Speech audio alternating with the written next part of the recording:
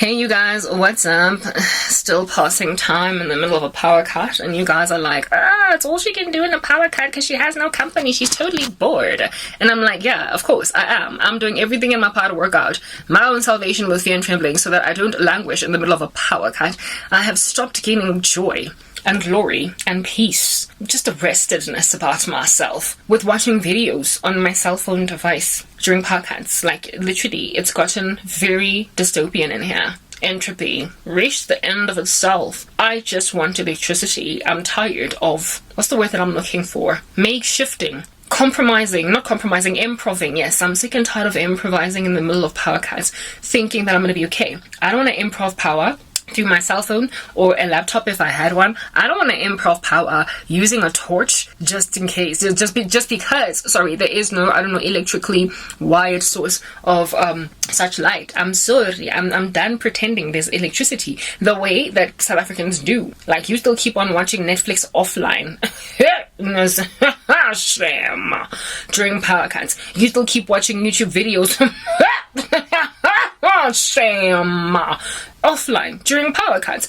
You still keep doing your work offline with your emails chilling in the outbox like frozen. It's a Michael Jackson thriller. They're only gonna wake up when it's like when the power comes on, because there is no Wi-Fi during your power cuts, because your routers are not working, so your emails are corpses, cadavers in the ground that, like Michael Jackson's Thriller music video, are waiting to be like in somebody's inbox, flooding the living daylights out of them with all of your emails at the same time when you send them, and you're pacing yourself every 15 minutes, but the dude gets them all in one sitting.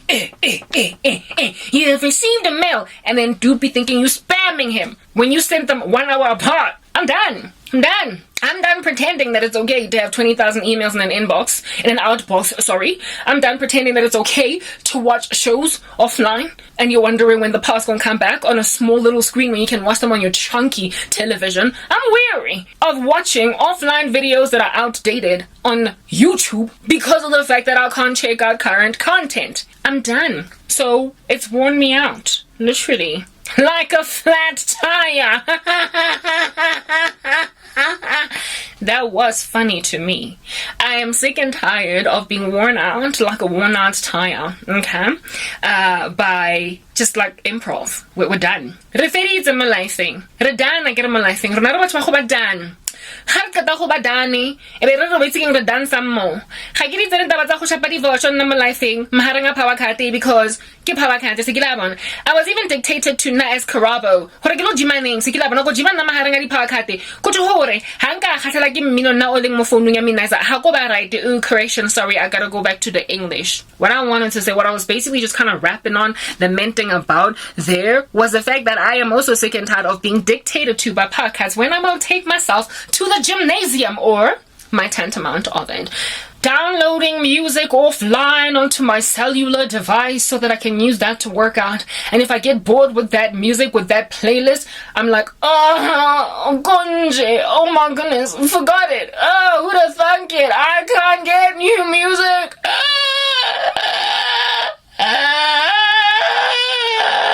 Why should we have to improv? I'm exhausted with that.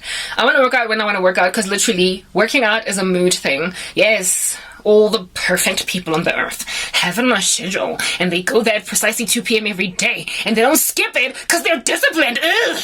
But some of us don't have the luxury of that discipline, because when you're sad and broken all the time, devastated, because people are taking away your, entire life, sometimes working out at 2 p.m. on the dot every day just doesn't work out. Every so often you get some kind of motivation to lift yourself off the ground at 8 p.m. at night. You get to be able to work at 8 at night if that's what you want to do, or at 10 in the morning. But in South Africa, that's what Cyril Ramaphosa says from his presidential mansion. You're not going to work out, Karabo, until I say so. I've never liked dictatorships and a fascist regime that, like, literally lords it over with an iron fist over his citizens on the ground to the point of telling you what you will watch on Netflix. Only the offline stuff.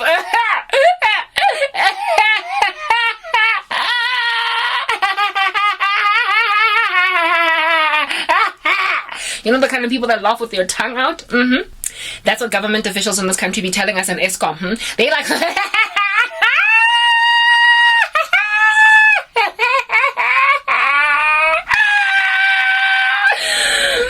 Because every so often we're gonna send you podcasts that are not scheduled.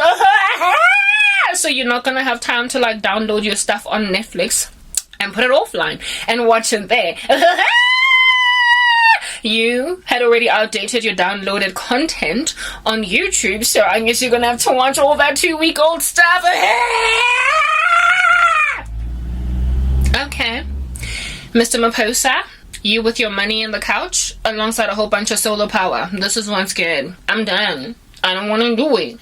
I want to watch my show when I want to watch it. If I get bored of a series, and that's the thing about Netflix, let me just put that out there. Okay, I'm a Christian, and my family subscribes to Netflix.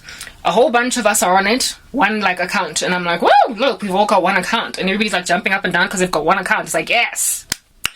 And so upon me logging onto this like Netflixio machine, I have to, you know, sort of kind of train the Netflixio algorithms, if that's even a thing, to recommend to me stuff that's not so gangster. So I can't go into the account of my mom or my sisters, the little tiny avatar of my mom or my sister, because, you know, they watch shows that, you know, don't grieve their spirits, because they don't yet have the Holy Spirit. And so for those reasons, they can totally take in their stride a whole bunch of expletive.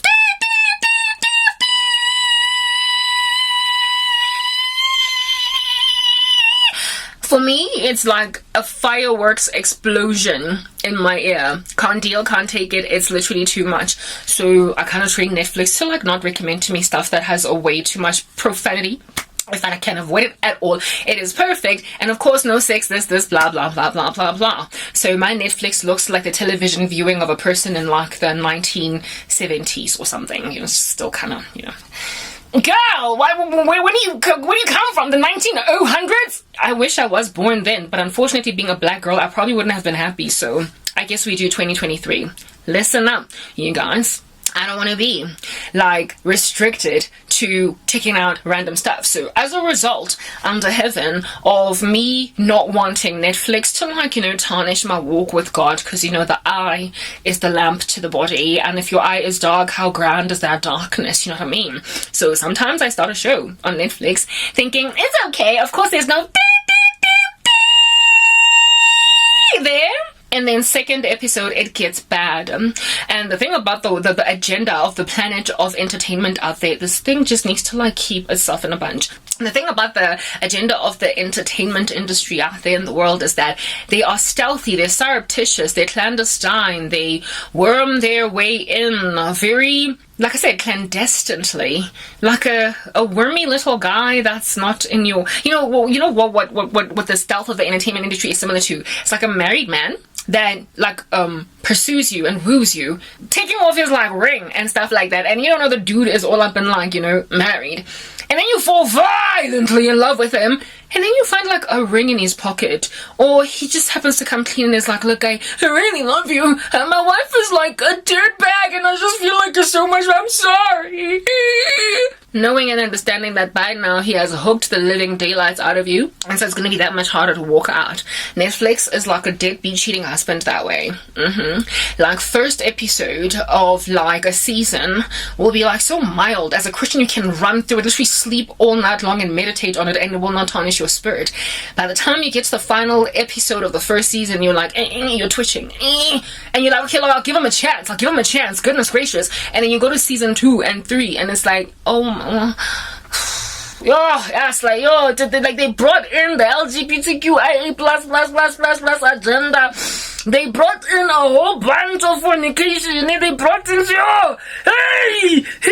But by the time you get to like season 2, you're so besotted with the storyline that you struggle to click off.